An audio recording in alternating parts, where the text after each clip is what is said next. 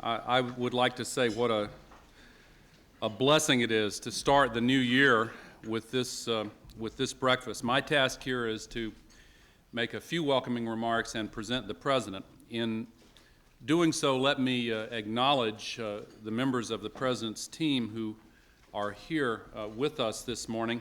Secretary of Education Dick Riley, Secretary of Health and Human Services Henry Cisneros, the Administrator of the SBA, Phil Lader, and of course Linda Lesourd Lader is here, Director of Public Liaison Alexis Herman, Counselor to the President Mac McClarty, and if there are others, my apologies for unintentionally leaving you out. On a personal note, I want to thank Reverend Robert Stephanopoulos for the invocation. We have all enjoyed working with George so much, and we appreciate his tremendous service to the country as such a close advisor to the President for these last 4 years. One of the features of this breakfast always is that it is an ecumenical breakfast, and I was reminded of the two pastors of completely different religious traditions who had quarreled over the years. Many of you have no doubt heard this story, even told it. And finally, one of them took the initiative and said, Father, can't we put our differences aside? After all, we both worship the same God. And he responded, yes, you in your way and I in his.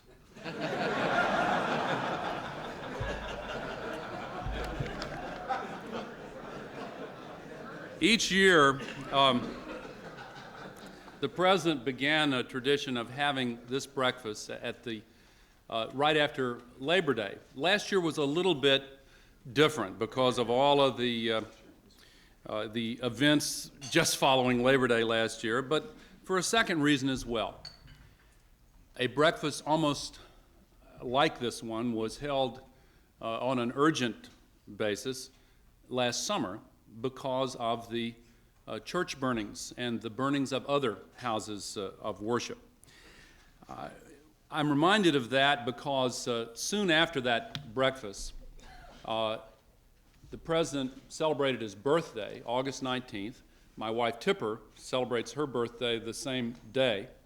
And the President and the First Lady and Tipper and I, with our children, went down to Tennessee, to the community of Fruitvale, and picked up hammers and paintbrushes and helped to rebuild one of the churches that had been burned. We found when we got there that two churches had burned. One, with a predominantly white congregation, had burned a year earlier. Perhaps the cause was an electrical fire in that one. Maybe it's never been really fully determined. They don't know. But the first donation to rebuild that church was from a church with a predominantly African-American congregation just a few miles up the road. A year later, when the black church burned, the first donation to rebuild it was from the church that had received their generosity a year earlier. I was reminded of all this because the two pastors of those churches are here with us this morning, and I wanted to acknowledge Reverend Terrence Mackey of,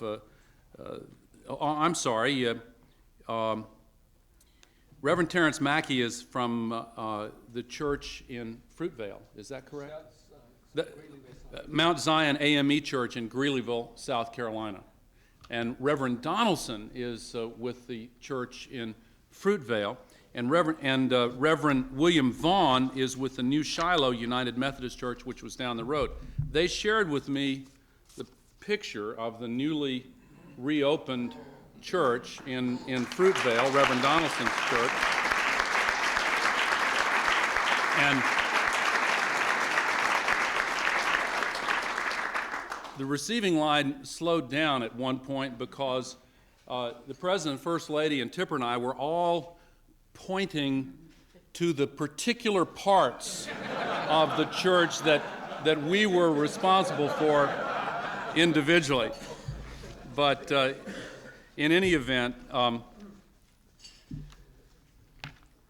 former President Carter just published a book, the title for which was rejected by his publisher. He wanted to call it Faith is a Verb, and they wouldn't let him use that title, but it illustrates the commitment that this president has had throughout his presidency to make faith a verb and to act upon our commitments.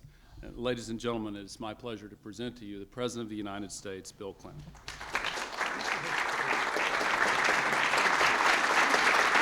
Thank you.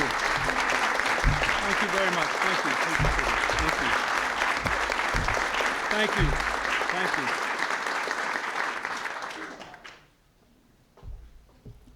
Thank you very much, Mr. Vice President Tipper, and ladies and gentlemen, Hillary and I are delighted to welcome you to the White House. We look forward to these breakfasts. As Al said, we have been doing them on a regular basis now, normally around just after Labor Day, as we sort of rededicate ourselves to the labor of the new year. But this year, we are doing it now for two reasons. So one is obviously this is on the brink of the inauguration in a new four-year term for the President and for our country.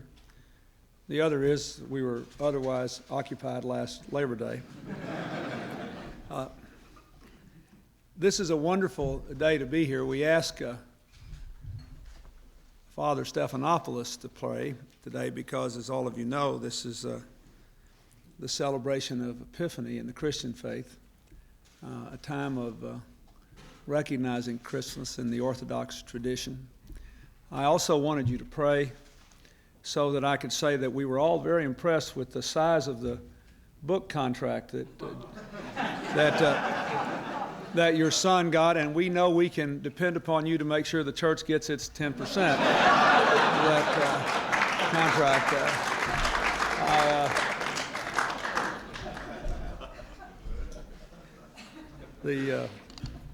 We are very proud of him and very grateful to have him here. This is the day in the Christian tradition when the wise men came bearing gifts for the baby Jesus. And we have much to be thankful for and much to pray for. But I think what I would say today is that I ask you to come here to share with me your thoughts and to share with you some of ours in the hope that we might all become wiser. I am very grateful for the progress that our country has made in the last 4 years. I'm grateful that we have been given a chance to play a role in that progress, and mindful that whatever has been done which is good has been done by us together. One of my college roommates, who I think is a really smart guy, said to me the other day when we were together and joking about our lost youth, he said, "Oh, and one other thing," as he was leaving. He said, "Don't ever forget that great presidents do not do great things. Great presidents get a lot of other people to do great things." And there's over 250 million of us now, so that's a lot of greatness if you can get us all to do the right thing, which I thought was an interesting way of saying, in part, what the magic and genius of democracy is all about. So we're thinking a lot now about how we're going to build our bridge to the 21st century, what we're going to do in this next term. I'm listening to all these experts talk about how hard it is for presidents to be effective in a second term because, after all, they just got reelected because things went well in their first term, not because they'd actually thought through what they were going to do in their second term. Well, we tried to overcome that disability. There are a lot of particulars that we could discuss today, but what I'd like for you to think about a little bit from your perspective and what you can do is not only two things. What are we going to do? And secondly, and more importantly, I think, how are we going to do it? And what spirit shall we proceed? In any great democracy, there are always differences about what are we going to do. There always have been, there always will be, and these are altogether healthy. It would be, America wouldn't last very long, I think, if 100% of the people agreed 100% of the time on 100% of the issues. What keeps us going, since we all know that none of us has perfect and infinite understanding of these complex matters facing our country and facing the world. But we have devised a system, we have nurtured and maintained it now for over 200 years, in which people can reconcile their differences and come to a consensus and an agreement which will push the country forward. So that we are enlarged when we come to agreement after honest debate in the right way. We are diminished if, in the way we treat each other, we preclude the possibility of resolution and going forward. And at times like this, when things are changing so much, we need the right spirit more because we have more to decide, more to deal with. And yet, at times like this, we are in some ways put at risk by the absence of that spirit of reconciliation and respect. There are several specific things I hope we can talk about later that I think we could reach broad agreement on. For example, some of you think I made a mistake when I signed the welfare reform bill, and I don't. But one thing that we all ought to be able to agree on is the bill will not succeed. The bill does nothing. It just changes the rules. It doesn't put anybody to work. In 4 years, we have reduced by 2.1 million the number of people on welfare, the biggest reduction in history, by doing the kinds of things that now this bill requires every state to do. We just went out and worked with the states and came up with innovative ways to get around old rules and regulations and do them anyway. Now every state has got to try to do that for every person. My objective here is once and for all to take the politics out of poverty and to treat all able-bodied people the same at the community level. What I long for is a system of community-based support for people who are out of work through no fault of their own, but a system of community-based norms that require people who can work to work when there is work. Now, if you say that everybody who's able-bodied can only stay on welfare 2 years continuously, unless the state decides to continue to support them for some other reason, and we did give a fund so that hardship cases could be treated in that way, then every community has to have a system for putting those people to work. Now, let me posit this. You can all think about this. This new law gives every state the right to give the welfare check to any employer, including a church, as an employment and training subsidy who will hire someone from welfare. If every church in America just hired one family, the welfare problem would go way down. If every church in America challenged every member of that church who had 25 or more employees to hire another family, the problem would go away. And we would really have a system in which, in times of recession, we'd have more people unemployed at the community level. In good times, we'd have fewer people, but we'd always have a community-based commitment that crossed party lines and religious lines and every other line to give able-bodied people the dignity of work and support them in the most important work they do, which is raising their children. Second thing I wanted to talk about a little bit is this whole business of immigration. The things I don't like about the welfare law have nothing to do with welfare and everything to do with the way we tried to save money, I thought, unfairly on legal immigrants. Our administration has done a lot to cut down on illegal immigration, but we believe that legal immigration has served our country well. It has, however, made us more diverse. And so immigration is really the touchstone where we deal with not only what are we going to do, but how are we going to do it. I believe that we have learned a lot in 220 years, really more than 300 years, about how hard it is for people of different races to get along. We know that that is difficult in all societies and all times. And it's something you just have to keep working at. But now America is not a white and black America. America is a country with scores, hundreds of different racial, ethnic, and religious groups. Our biggest county, Los Angeles County, now has over 160 different racial and ethnic groups within one county. But it's all over America. Wayne County, where Detroit, Michigan is, has now over 140 different racial and ethnic groups. Detroit was a place where we used to think of where you basically had white ethnics who immigrated from Central and Eastern Europe, and African Americans and white Southerners who immigrated out of the South because they couldn't make a living in places like my home state in the Depression and later. Now, 140 different racial and ethnic groups. How are we going to deal with that? Against the background of what you see in Bosnia, Rwanda, Northern Ireland, the Middle East, all these things, these destructive impulses people have. How can we prove in America that we can all get along, not without giving up our basic beliefs, but in finding a ground of mutual respect? It seems to me that that may be the single most significant decision facing the United States. We have a lot of other things we have to deal with in the next 4 years. The whole question of the entitlements burden on when the baby boomers retire, and the education initiatives that I intend to push, and finishing the work of balancing the budget and all that. That's fine. But if we can all find a way to hold up to the world not only the example of our freedom, but the example of our freedom in the 21st century global interdependent world in which anybody from anywhere can live here, and if you show up for work or you show up for school and you do what you're supposed to do and you're a good citizen, you can be part of our country, and we'll respect your faith. We'll respect your differences, and we'll find a way to work together.